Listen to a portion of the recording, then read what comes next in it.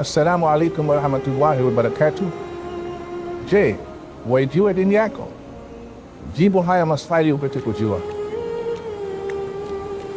Sikukuu ya Eid al-Fitr huadhimishwa siku ya kwanza ya mwezi upya wa Kiislamu.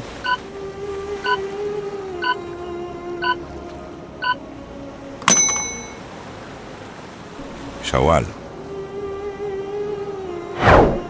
Ni ibada ipi ya msingi inayopaswa kutekelezwa asubuhi ya Eid al-Fitr kabla ya swala ya Eid?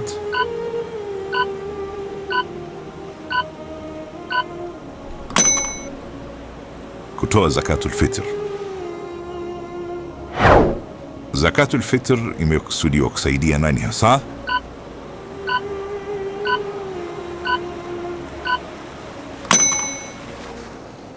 Maskini na wahitaji. Swahili Islamic Trivia, mwanga wa maarifa.